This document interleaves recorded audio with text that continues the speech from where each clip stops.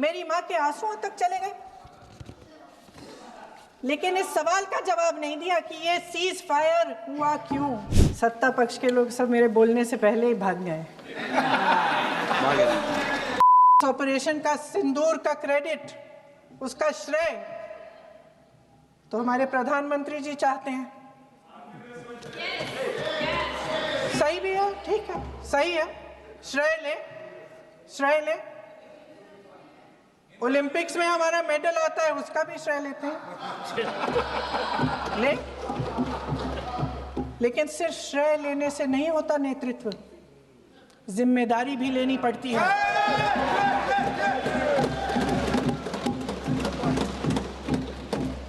देश के इतिहास में ये पहली बार हुआ, देश के इतिहास में ये पहली बार हुआ कि जंग होते होते ही रुक गई है जी। और इस रुकावट का ऐलान हमारी सरकार, हमारी सेना नहीं करती, अमेरिका के प्रेसिडेंट करते हैं, अमेरिका के राष्ट्रपति करते हैं। ये हमारे प्रधानमंत्री महोदय की गैर जिम्मेदारी का सबसे बड़ा प्रतीक है। आज गृह मंत्री जी ने इस बात पर उल्लेख किया। उन्होंने कहा, उनके शब्दों में उन्होंने कहा कि पाकिस्तान के पास शरण में आने के बजाय कोई चारा ही नहीं था। आपने शरण दिया क्यों? वो आते हैं आपके देश के अंदर, लोगों को मार डालते हैं और आप उनको शरण दे रहे हैं। क्यों दिया शरण? इसका जवाब क्यों नहीं दिया एक भी भाषण में? जैसे ये बात उठी, शरण की बात की, हमारे गृह मंत्री जी ने इतिहास में चले गए। नेहरू ने क्या किया, इंदिरा गांधी ने क्या किया, यहां तक कि मेरी मां के आंसुओं तक चले गए, लेकिन इस सवाल का जवाब नहीं दिया कि ये सीज फायर हुआ क्यों, ये जंग रुका क्यों, और तब क्यों रुका जब दुश्मन के पास कोई चारा नहीं था हमारे श्रेय में आने के बजाय। क्यों रुका ये जंग? इसका जवाब नहीं दिया। धन्यवाद। आप देंगे?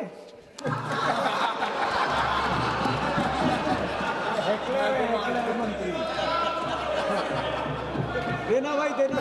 आपको टाइम मिलेगा तो, टाइम नहीं मिलेगा आपको शायद। वैसे महोदय, मेरी माँ की आंसू की बात किए, मैं इसका जवाब देना चाहती हूँ। मेरी माँ के आंसू तब गिरे जब उनके पति को आतंकवादियों ने शहीद किया, जब वे मात्र 44 साल की थी। और आज अगर मैं इस सदन में खड़ी हूँ और उन 26 लोगों की बात कर रही हूँ, मैं इसलिए कर रही हूँ क्योंकि मैं उनका दर्द जानती हूँ, महसूस करती हूँ।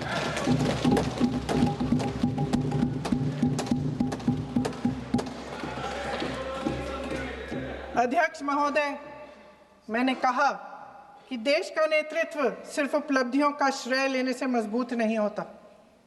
सफलता और विफलता दोनों की जिम्मेदारी लेने से बुलंद होता है। ये सोने का ताज नहीं है, कांटों का ताज है। अध्यक्ष महोदय, जब सरकार झूठी और कायर हो तो वे बहादुर से बहादुर सेना के साहस और पराक्रम को भी कमजोर कर देती है।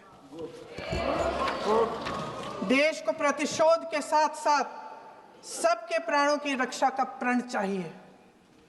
सेना की शक्ति के साथ सरकार की सच्चाई भी चाहिए।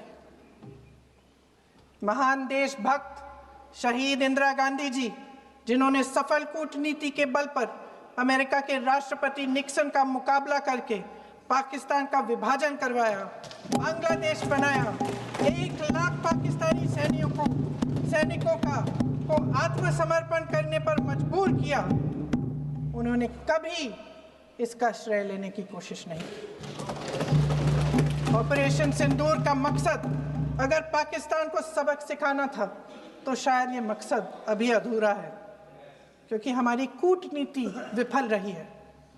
इसका प्रमाण यही है कि ऑपरेशन सिंदूर के बाद एक पाकिस्तानी जनरल जिसके हाथ खून से रंगे थे, अमेरिका के राष्ट्रपति के साथ बैठकर लंच खा रहे थे। अगर ऑपरेशन सिंदूर का मकसद आतंकवाद को खत्म करने का था, तो पाकिस्तान को संयुक्त राष्ट्र के आतंकवाद विरोधी समिति का अध्यक्ष चुने जाने से इस मकसद को धक्का लगा है। इसकी जिम्मेदारी कौन लेगा? क्या हमारे प्रधानमंत्री लेंगे? क्या उनमें ये हिम्मत है? नहीं है। अगर इस ऑपरेशन के दौरान हमारे जहाजों का नुकसान नहीं हुआ, तो सदन में इसे साफ साफ कहने से क्या डर है? क्यों नहीं कहा है? कल भी रक्षा मंत्री जी ने कहा कि हमारे इंफ्रास्ट्रक्चर का नुकसान नहीं हुआ, तो जहाजों के बारे में भी बता दें, साफ साफ बता दें, क्या हर्ज है? सच्चाई तो है।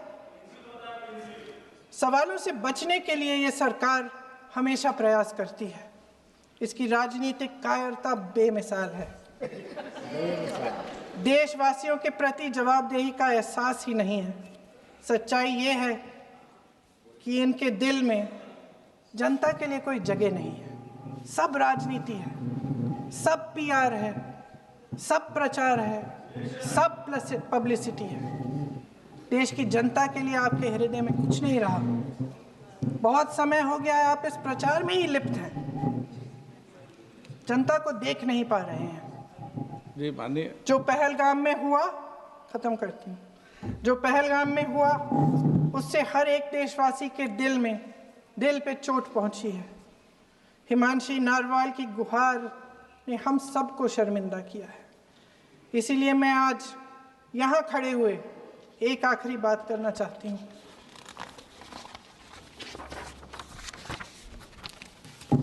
इस सदन में लगभग सभी के पास सुरक्षा है, सुरक्षा की व्यवस्था है।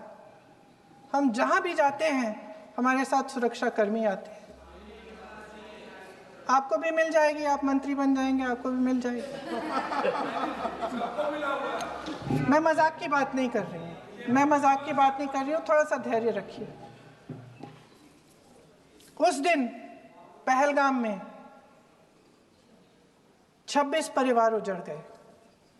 26 लोगों को अपने परिवार के सदस्य के सामने मारा गया।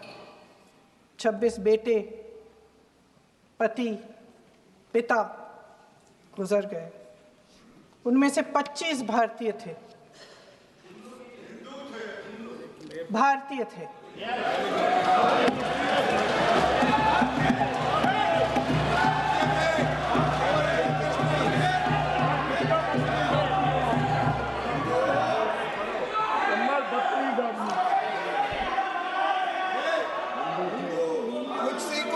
जितने भी लोग बैसारन वैली में थे और जो 25 भारतीय मारे गए, उनके लिए कोई सुरक्षा नहीं थी।